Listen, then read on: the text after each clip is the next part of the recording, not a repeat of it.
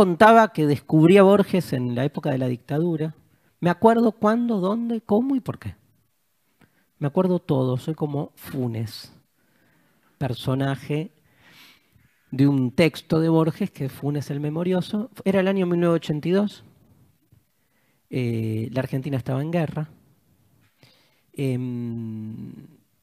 Quedamos eliminados en la segunda ronda del Mundial de España.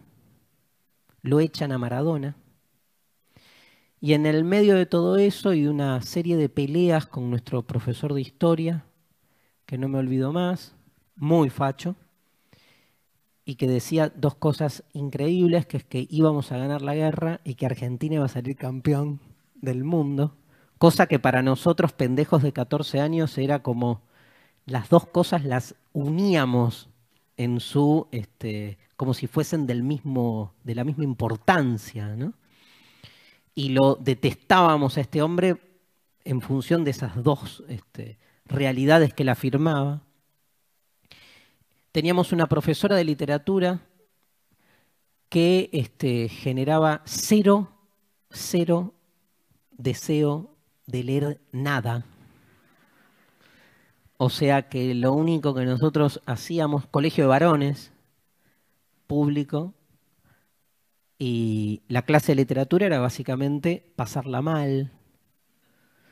Yo en ese momento tenía una relación ambigua, me daba cuenta, a mí me gustaba mucho leer desde siempre, pero no había conectado todavía con la literatura. Sí me leía todos esos libros así como de enciclopedias para niños, ¿sí? Era un nerdcito insoportable. Divulgación científica infantil, me enganchaba con toda esa pelotudez de quién creó el universo. Y como iba a un colegio religioso, me acuerdo que era como tenía la Biblia de un lado y del otro lado tipo el origen de la Tierra. Así tipo ciencia para niños y tipo guerra. Y entonces me acuerdo que nos dice la profesora, bueno, para la clase que viene lean un cuento de Borges. Y todos nos quedamos como y yo me acuerdo en ese momento de la sensación de vértigo. O sea, los de tercero te decían Borges es imposible. Y la palabra Borges era como leer cuentos inentendibles. Entonces tenía esa especie como de vértigo barroco de que leer a Borges era como no entender lo que iba a leer. Y leí ese cuento y no lo entendí, básicamente. No lo entendí hasta que llegué al último renglón. Y cuando leí el último renglón, tuve un orgasmo de los buenos, o sea, intelectual. El resto lo tiene cualquiera. Y dije, ay, ¿qué está pasando acá? Algo me pasó. Porque leí todo un monólogo, uno de los cuentos más breves, no, de los cuentos más breves no, tiene cuentos mucho más breves Borges, pero un cuento que no es de ficciones, sino de la Aleph, que se llama La casa de Asterión. Un cuento breve de una página. Yo no sabía ni quién era Asterión, ni de qué mierda estaba hablando el texto. Y el texto es todo un monólogo que da un personaje que uno no entiende quién es, porque uno no entiende quién es. Aparte no había Google. Entonces, claro, en 1982 no me iba a poner a buscar Asterión, que era lo primero que uno después aprende que tiene que hacer. Igual el nombre Asterión no dice nada.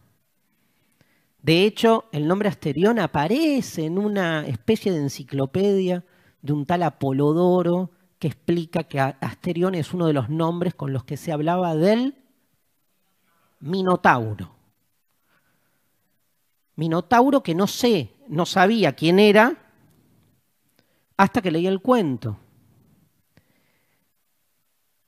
Perdón, sí sabía quién era, pero no sabía que el cuento hablaba de él, porque en el cuento no dice la casa del Minotauro, dice la casa de Asterión. Asterión es el Minotauro.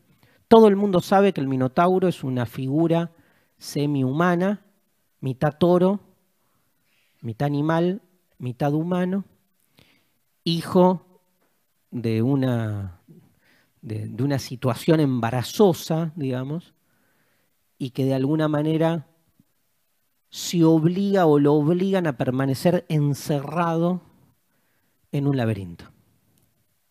El Minotauro vive encerrado en el laberinto y el laberinto es su casa. Pero claro, ya es raro que uno piense a la casa como un laberinto, ¿no? La palabra casa, la casa de Asterión. Asterión es el Minotauro. El Minotauro vive en la casa. ¿Qué hace el Minotauro en la casa? ¿Y por qué la llama casa? Casa es amable. Casa es una palabra que tiene que ver con un bienestar, con lo propio. Ahora uno lee el cuento y se va perturbando un poco, porque en el cuento se va dando cuenta que es se va dando cuenta uno que hay una especie de monstruosidad que habla, pero que habla perturbado. Se los iba a leer, pero no, después lo leen solos. En el cuento habla el Minotauro. Uno va descubriendo que es el Minotauro de a poco. A los que no lo leyeron ya se los recontracagué, ¿no? Pero nada, olvídense. Y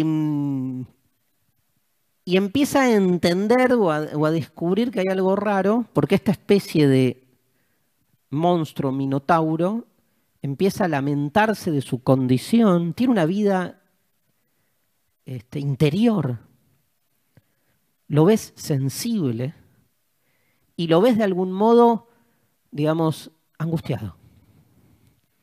¿Cómo va a estar angustiado si es un monstruo? Que los monstruos no se angustian, ¿no? El otro se angustia. ¿No es pura angustia el otro?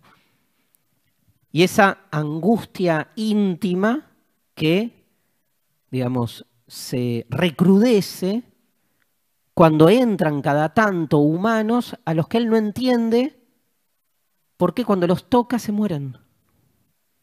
El Minotauro no es consciente de su monstruosidad y no es consciente de su fuerza. Mata lo que toca sin querer. Pero uno de los humanos dice en ese monólogo, él habla. Empieza famosa el inicio, sé que me acusan de soberbia y tal vez de misantropía y tal vez de locura. Tales acusaciones, que yo castigaré a su debido tiempo, son irrisorias. Es verdad que no salgo de mi casa. Habla el Minotauro. Pero habla desde un lugar, repito, humano. Desde una humanidad que termina, de algún modo, pidiendo su redención. Uno de los hombres que él mata, le anticipa, ya vendrá alguien a matarte. Él lo vive como ya vendrá alguien a salvarme, porque él se da cuenta que ese supuesto estado de normalidad no lo es tal. Busca la redención. Ahora, ninguno de nosotros que conoce la historia del Minotauro piensa así. O sea, ¿qué sabemos nosotros? Que estaba encerrado en un laberinto, le tiraban humanos, y el Minotauro iba y ¡fuu! Se los morfaba. O sea, hay una absoluta inversión, no solo de la psicología del Minotauro, sino del mito. Y todos ustedes saben, o no, pero ahora sí, cómo termina la historia, ¿no? ¿Cómo termina? Teseo lo mata. ¿Cómo lo mata Teseo? Entra al Minotauro. No, entra al laberinto. Entra al Minotauro, me encantó. Uf, qué suerte, ¿no? Que hay eso que hace que uno diga cualquier pelotudez, ¿no? Entra al laberinto, pero lleva un hilo, ¿no? Hilo que toma Ariadna, que lo espera afuera para que él no se pierda, porque el gran problema de los humanos era que se perdían adentro del laberinto. Teseo entra al laberinto, lo mata al Minotauro y gracias al hilo de Ariadna, ¿sí?, que lo vincula con su mujer, logra encontrar la salida y volver vivo y salvo del laberinto, con el triunfo de haber matado al monstruo. Yo leí todo este monólogo del Minotauro y, digamos, el Minotauro termina en sus últimas invocaciones diciendo: desde entonces no me duele la soledad porque sé que vive mi Redentor y al fin se levantará sobre el polvo. Si mi oído alcanzara los rumores del mundo, yo percibiría sus pasos.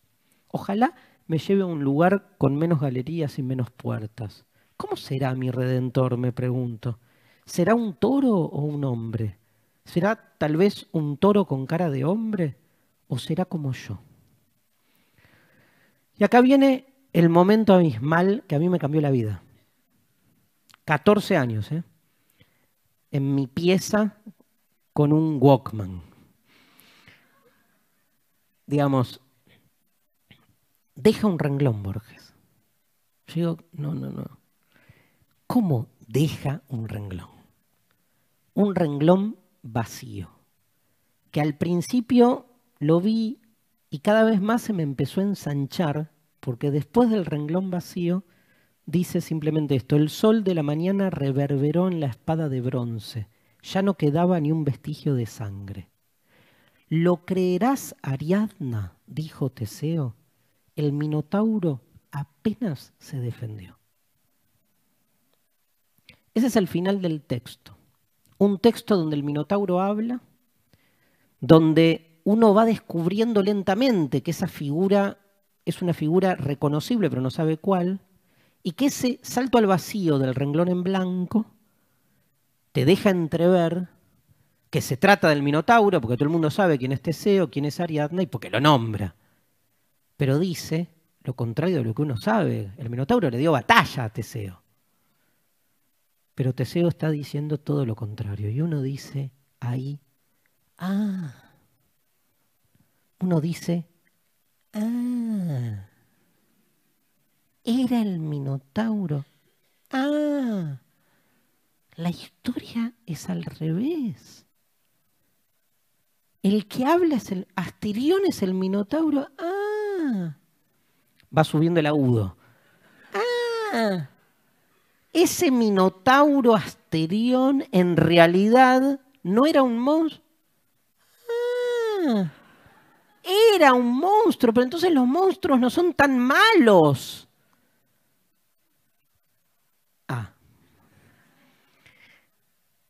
Y Teseo que sale conmocionado.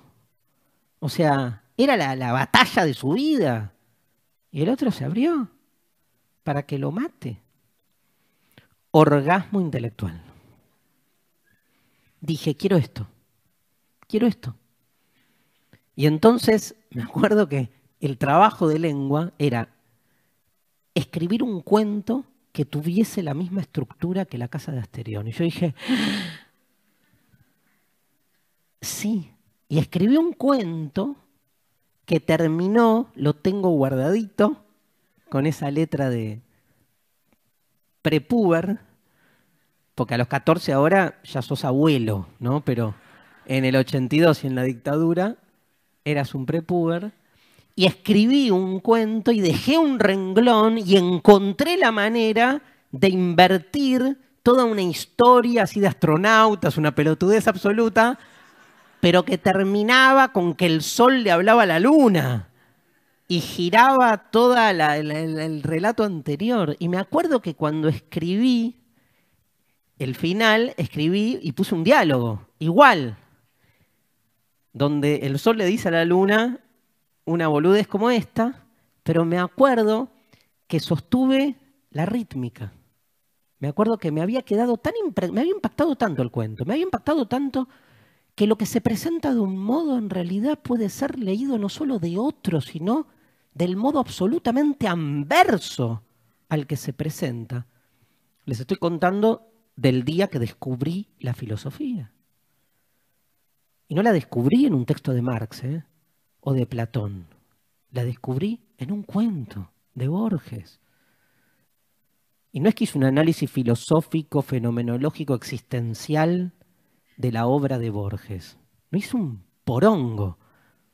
O sea, tuve un orgasmo. Porque la filosofía me entra por el cuerpo, de algún modo, ¿no? Porque este relato que te dije, a ver, pará. Y empecé a ver todo. Todo. Mi pieza, los libros, mis viejos, la tele, ¿no? Y a todo empecé a decir, ah, pará. Oh, oh. Dejemos un renglón. Dejemos un renglón. Abramos. Dejemos que emerja el blanco ahí. ¿Qué cosa? ¿Qué cosa se discontinúa? ¿Qué cosa puede visualizarse desde otro escorzo? Entonces le decía, me quedó la rítmica que es, ¿lo creerás, Ariadna? Dijo Teseo, el Minotauro apenas se defendió. Ta ta ta ta ta ta, ta ta ta ta ta ta ta, ta ta ta ta, tatara ta ta ta ta, ta ta ta ta ta ta, ta ta ta ta ta ta ta. ¿Eso es literatura? ¿O qué se creen? Que la literatura es lo que está escrito, nada más, el contenido. Ta ta ta ta ta ta, ta ta ta ta ta ta ta, ta ta ta ta, ta ta ta ta ta ta ta. Música. Y ahí escribí. Y se lo entregué con mi vergüenza, ¿no? Colegio de hombres, si te gustaba literatura, eras puto. No había gradación. O sea, si atendías en la clase de literatura, eras puto. Y yo entregué porque no lo pude controlar y me escribí ese cuento, me acuerdo, con esa letrita, y obviamente la semana siguiente llega la profe de literatura, entrega la tarea de todos los chicos que habían presentado y tuve uno de los momentos más vertiginosos de mi vida porque esta mujer dice, bueno, entrega todos menos el mío, ¿no? Entonces dice, quiero hablar, a mí siempre me llamaron por mi nombre, por obvios motivos, incluso en la dictadura, pude resistir a la dictadura desde ese lugar, porque los milicos no te hablaban con nombre propio, y entonces me miró, yo me puse rojo, y me dijo, Darío, tu cuento es impresionante. Y los boludos de adelante me decían, 10, 10, 10. Estaba escrito 10. Pero yo lo último, siempre fui notero, no es que no me importaba. Pero era como que era otra cosa lo que me estaba diciendo. Y me impactó, me llegó. Y empezó a hablar, ¿no? Me acuerdo de la escena, desde las 4 escenas que me acuerdo de mi vida. Porque a partir de ahí empecé a escribir. Y no paré, escribir, escribir, escribir, es por acá, es por acá.